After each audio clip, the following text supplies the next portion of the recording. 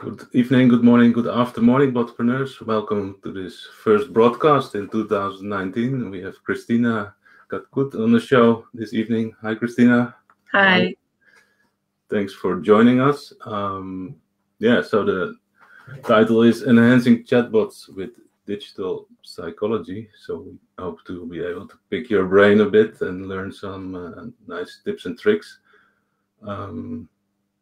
So Christina, your background is both in cognitive psychology, philosophy, and industrial design engineering. So that's pretty amazing, amazing background.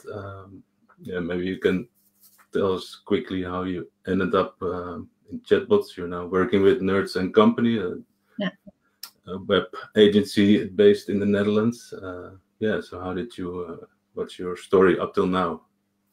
Well, I did my studies, as you mentioned, in cognitive psychology. This was actually applied cognitive psychology that was really focused on actually applying psychology knowledge.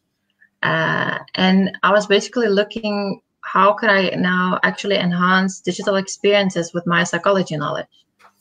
I could choose a way to go to marketing or some other field which uses psychology more or less, or user experience, which kind of also uses some principles. But I wanted to do something more with that. So I really looked for something and I found out digital psychology. And I just got in depth into this field ever since. And chatbots, I actually wrote my master's research in chatbots. And I was simply interested in it. It was still in 2016. Companies just started, looking into chatbots. That was that boom of Facebook Messenger bots. So I just wanted to see if this technology has any, kind of influence on people, how people behave with it, because it was still kind of interesting. And wanted to more investigate that. But once I did my research and got lots of interesting thoughts in that, and also interested from companies, and then I decided there is actually an market and interest to go further for this field. Yeah. So one of the things you've been working on is the Big Five personality model, right? Yeah. And that beholds that via natural language processing, chatbot can detect the personality of the user. Yeah. And maybe then also use that to present extrovert people, a more extrovert bot, and introverts and more introvert bot. Yeah. That's super interesting. Can you maybe tell us more about this research and your findings? So basically, this all came from research showing that people communicate with bots similar as they do with human beings. So when you have this finding, and then you can further go in depth. Okay, so how actually people communicate with other people, right? So of course, there are many factors and going on in the communication, but one of them is that we do behave differently depending on our personality type. So I kind of get more in depth into that, and of course, I found out there are like millions of personality theories. One of them make 32 types of personality types. Others have less. But then I found out that specifically Big Five model is the one that is more established in science. So it's something that we can rely on, which means that if we test people over and over again, we have a higher chance to get the same personality type. It's more reliable. And basically what this Big Five model said is that we can distinguish people in 5 different personalities. So those who are extroverts, more social people who, like more outgoing, more sociable, more like extreme situations, and then this rush of adrenaline. And there are people who are agreeableness, so agreeable people. And these are more modest, trustworthy, like not really taking any risks, but really like nice in communication. And then we have conscientiousness type of people. So these are very goal-directed. They really are for delayed gratification. They are sort of driven to get that towards the goal. Then we also have neuroticism. So what it says, people who are likely to get more anxious about their situations. And so you kind of have to, want to smooth them, that stress down. And there's also the last one is openness type. And openness type is people who are really seek new situations, who are really want to explore themselves, that the growth mindsets, like it's never ending, never ending possibilities and opportunities. So these personality types are active in communication. And when we talk, human communication, like when we talk now, we on a micro level, we try to adapt to that personality type, because people aren't 100% extrovert or 100% neurotic. Like we have it, some subtleties. But in that communication, I sort of try to adapt to you. If I see that you are very extrovert, and if I want you to like me, then I will try to be more extrovert myself. So that was kind of interesting finding. And basically, you can adapt the same to chatbots. Chatbot can extract some personality characteristics from an open inquiries from users. And based on these specific words, which kind of show you which type of personality the user has, then a bot can adapt to that personality. So then it happens that the extrovert user will have an extrovert bot, or more openness type of person will have more openness type of conversation with a bot. Yeah.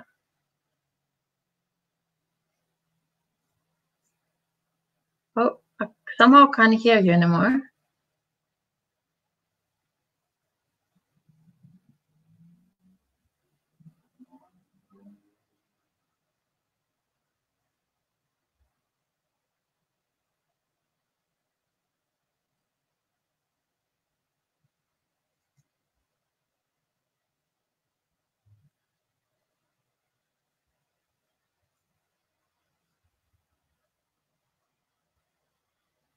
I still can't hear you.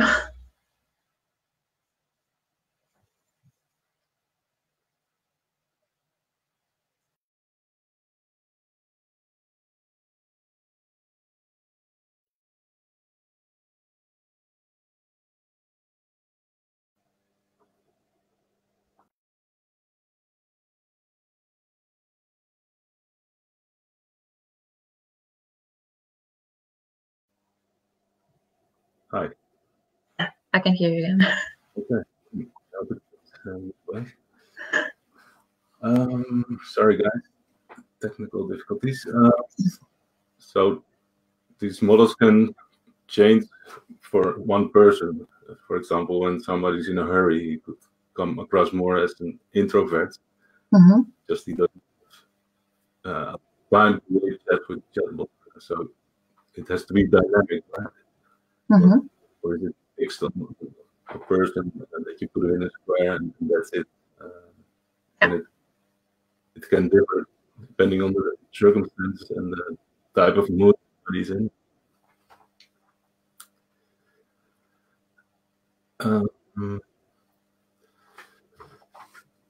And so, can this be distracted from one conversation?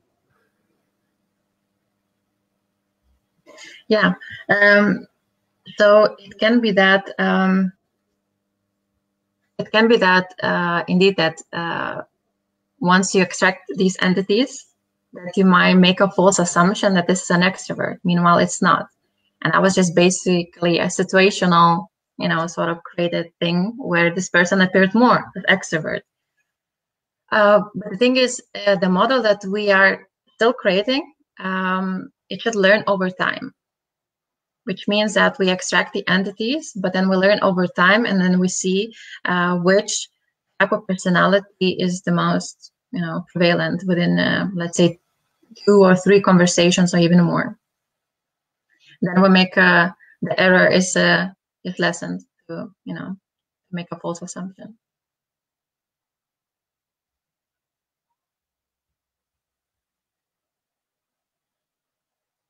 I again can't hear you anymore.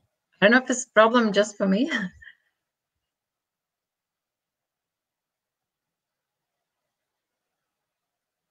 Yeah, I can't hear you.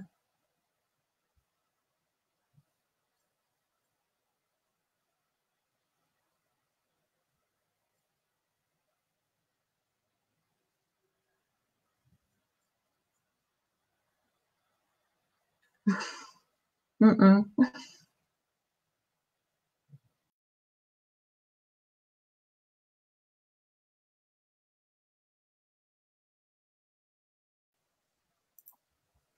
I guess I can hear again. Yeah, is it back? Yeah, I can hear again. Maybe it's because of the storm. Yeah, yeah. We had some lightning here in Amsterdam. Somebody says he can't hear me. I hope it's back now. I hear myself in echo. Let's just continue. Yeah. Yeah. What I think is a lot of chatbot builders try to help the user as fast as possible. So, yeah, deliver time well saved instead of time well spent. Yeah. Of course, when somebody just wants a simple question to be answered about whether you want the result, but when you're more in the marketing field, maybe you should create more engagement, because every micro transaction, right? Every click or every word or sentence exchange with chatbot makes it more likely to make that conversion in the end. So, yeah, what's your take on this? And did you do any research maybe on this field? Yeah, the research that I mentioned previously was actually about user engagement. The whole title of that research was user engagement with text-based chatbots. An emphasis was on text-based, so that we know it's on text-to-text bots. And I analyzed user engagement. Now I'm thinking why I specifically chose this. I remember that I really wanted to investigate what do people really in general, like about this new medium of communication. And I first remember that I wanted to go for satisfaction, but then it appears that satisfaction is a very objective thing. You can't really measure it scientifically. Well, no surprise. And engagement is something that is more established. And even though I first thought engagement is just about, like I'm simply engaging and having longer conversation with the bot, actually it is a more complex, we call it phenomena, which means that user engagement scientifically is described something that users will see chatbot, will be engaged with the bot if it has good usability, or the perceived usability is right. If it's also viewed as something aesthetically pleasing, or as something probably that user interfaces, beautiful. And that it also has some attributes of novelty. Basically, that in order for user to be engaged with a bot, it has to have sort of element. And and your question about that, there's lots of focus now on getting the things quickly done. Yeah, I think it's really based on the use case that we have. Like we also see that with voice assistants, it really works that thing to get job done using voice assistants. Meanwhile, chatbots are usually being used for something to spend more time sort of with, and to really kind of look into that experience. But in general, I really focus that I truly think that these two components are not something that shouldn't go hand in hand.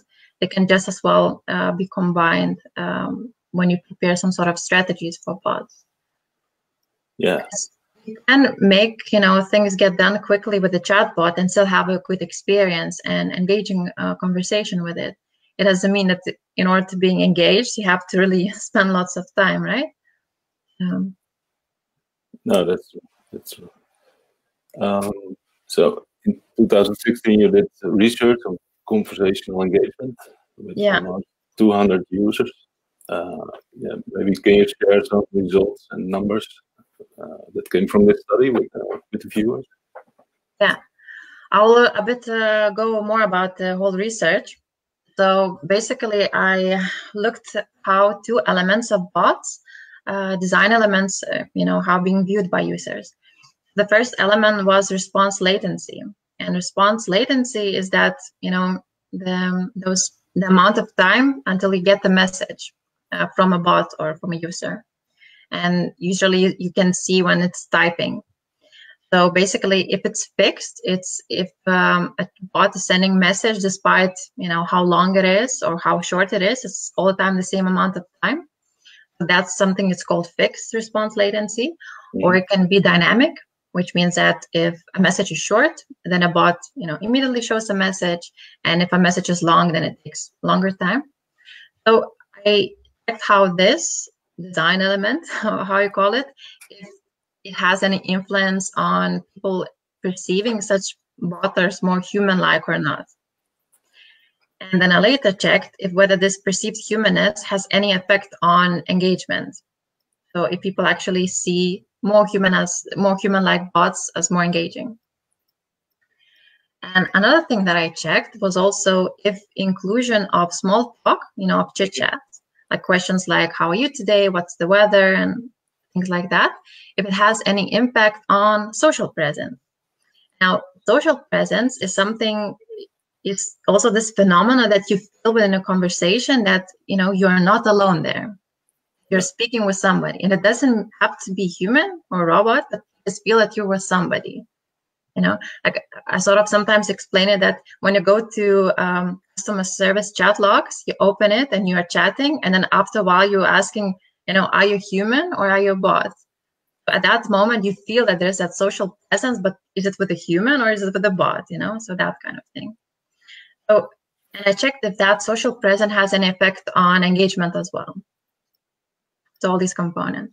So basically my findings were that response latency or these manipulations with response latency have no effect on engagement, and it have no effect on humanness. So that was the first thing. And also it showed that actually humanness is not something that makes people to be engaged, want to spend longer time with the chatbot. Another finding was with the small talk, so that actually inclusion of the small talk or chit chat in a conversation, it enhances that social presence. So they feel that there's somebody, listening in a bot, and it also has a positive effect on engagement. So the main conclusion was that in order to create engaging bots, the focus should be on social aspects, so on the conversation itself, and not so much on attributes to make it more human-like. So also the avatar has not that much influence, maybe. Yeah. Okay. It can be, a specific sort of user group that I use, even though I try to have, of course, the variety of people. But because I was surprised by the finding myself. Yeah, it's pretty surprising. We got some questions coming in. That's good. If somebody asked for a link to the study or paper, so maybe you can provide it later in the comments. Yeah, I can send it. And another question more about the beginning of our talk. So, do you analyze whole sentences to extract these personalities, or just keywords, keyword-based? Yeah, so the entire model is based on keyword extraction.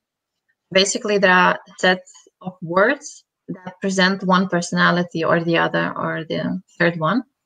And, the more keywords there are in the messages, the more you can assume that this person has this or that personality.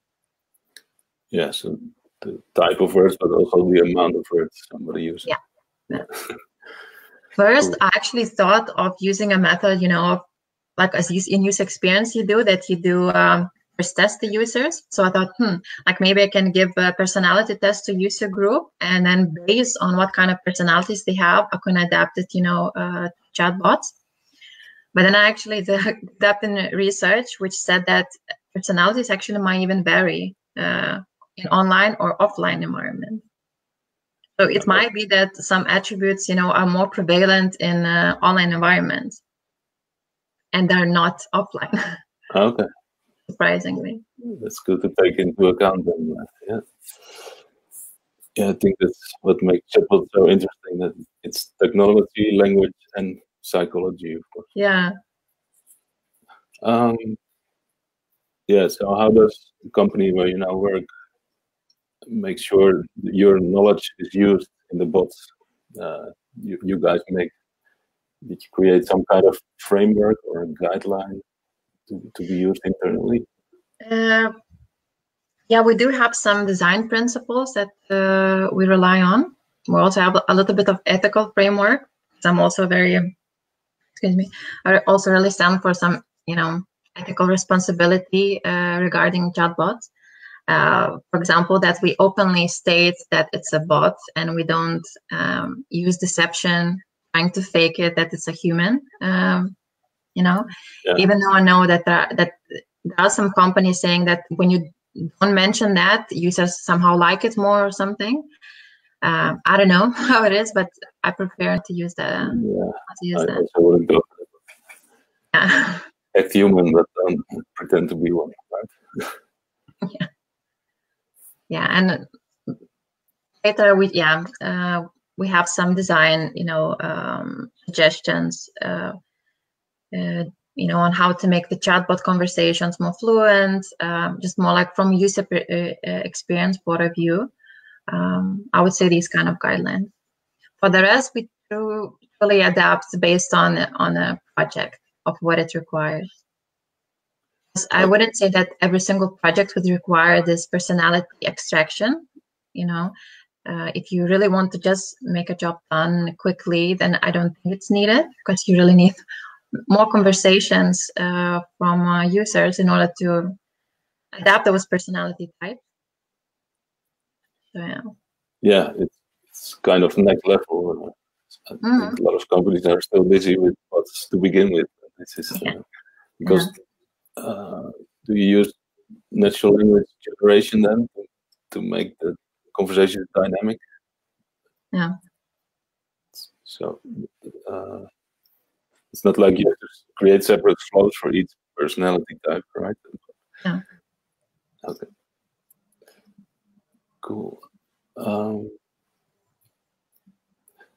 Yes, so it's already 2019. We only have 1 year left to make the big prediction come true. That in 2020 people will have more conversations with bots than with the other half. Yeah, what do you think? I don't see a lot of mainstream bots yet here in the Netherlands. I stumble across bots because I'm working with them. But, yeah, my wife doesn't see any bots yet, so there's a lot of work that has to be done. Do you think this year will be the tipping point of chatbots? Oh, I don't maybe want to answer directly to the question. I kind of like to think about it that, I feel there's lots of disappointment in a chatbot community too, about that, like we speak a lot and we kind of have these high expectations of, as this one that by 2020 there will be more conversations made with bots, not with humans. And then we have such high expectations and then we kind of want to fulfill them, of course.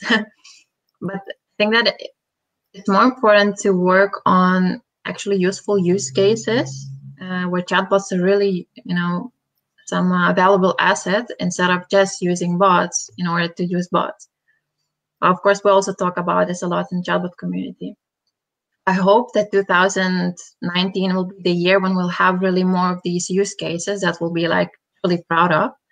Like, it's not my use case, but I keep talking about this Wobot. You know the Wobot? Bobot? Wobot. Is that the hotel? No, it's not that one. It's the psychotherapy bot.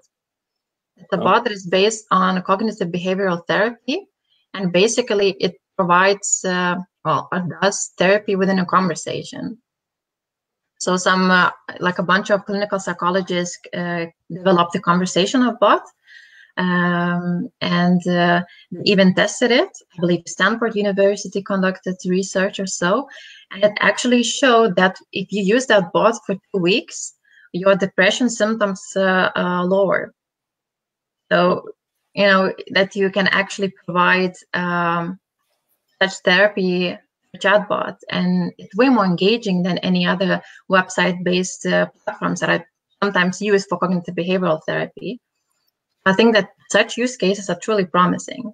I see a lot of potential in healthcare on how to enhance all the experiences for patients, but also for practitioners themselves, where automation is really something, that really makes the entire work better.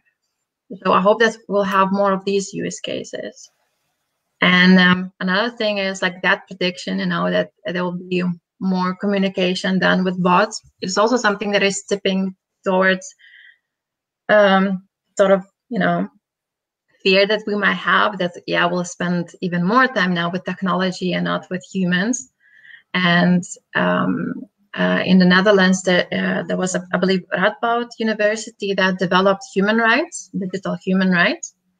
And they also said that, if technology has effect on true and real human and human communication, then it should truly think about it.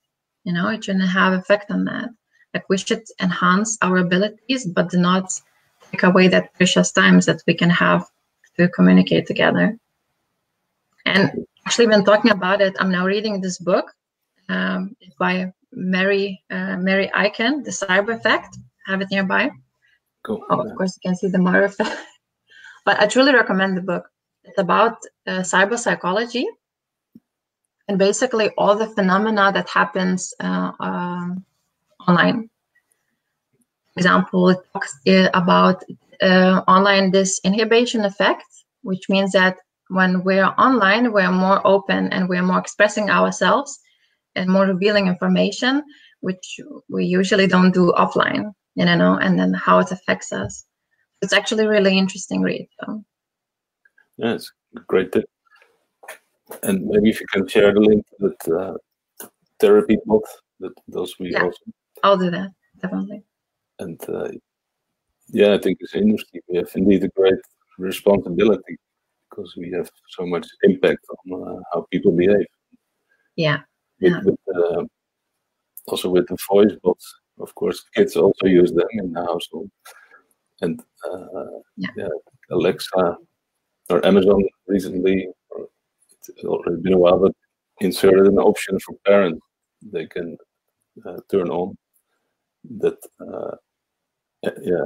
forces kids to say please when they ask something, because people were noticing that their kids started to communicate differently with their brothers and sisters and their parents, just talking in commando structure, like they did to Alexa, which is of course not maybe the way we want human-to-human communication to happen.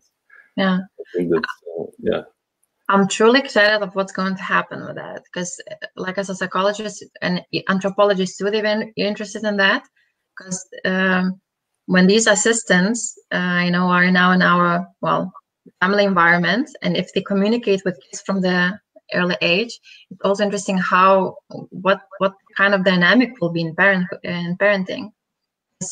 The digital assistant will have some sort of parenting role one way or another. It's also interesting to see how kids communicate with them. But until some certain age, kids anthropomorphize, what's the word? All the things. When they are playing with the toys, they think that they are sort of true real beings because they, those human attributes to them. And that's the same happening with the assistants, that they think that the actually human being is talking through that speaker. Yeah, exactly. It's also kind of how it's gonna all play out. And usually with psychology is that it takes time or even decades to actually come, with studies showing it how it works, what's the effect, and etc. And that's something that is a bit worrying, because there's no time for that, because decades. We don't have decades. It's moving so rapidly. I think smart speakers are the most given present past Christmas worldwide. It's really cool. Do you have any more interesting insights with the viewers to share? Maybe go a little deeper on what things we talked about.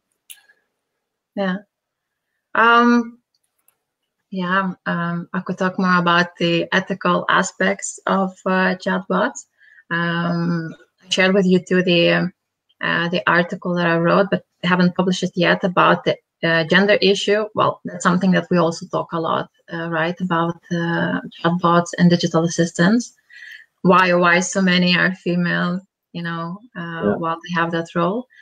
But for me, interesting aspect is you know, this question whether we should switch to gender neutral bots, and that there are also studies showing that gender actually has, you know, also plays a role in our communication.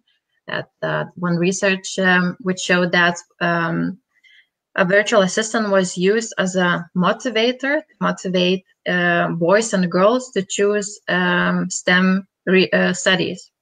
So science, technology, and mathematics, and all of that. Mm-hmm. And that I believe in the research was used across genders. That the women had, girls had the male bot, and boys have the female one. But all in all, it showed that motivation was increased if the girls got the male bot, and if it didn't match them.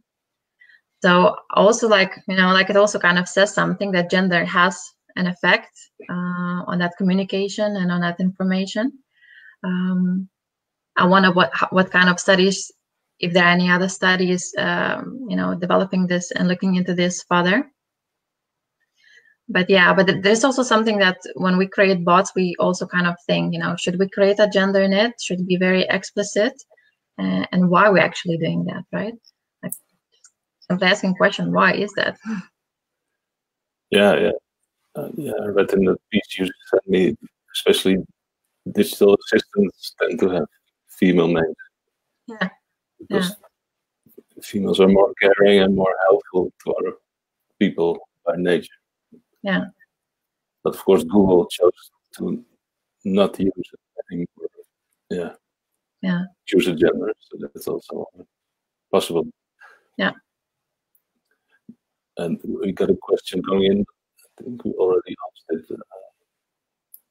So, do you think you should be upfront about being a bot or not? But I always say, please state that you're a bot in the introduction, and try to manage the expectations of what you can do. Exactly. Yeah. Because if you pretend to be human, then the user thinks you can answer anything about the whole organization you're attached to. That's usually not the case. Unfortunately, we're not there yet with this kind of super bot.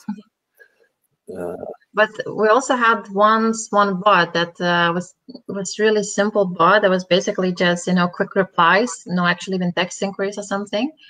But we saw, like, when we're analyzing dialogues, we saw that one person kept apologizing by clicking wrong button.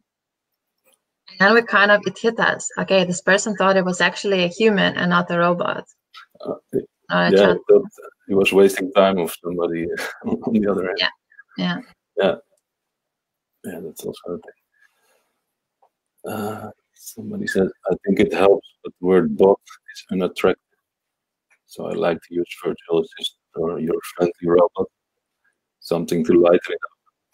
If targeting customers in the state of California, you have to announce that. But that's a good one. So it's already a legislation there.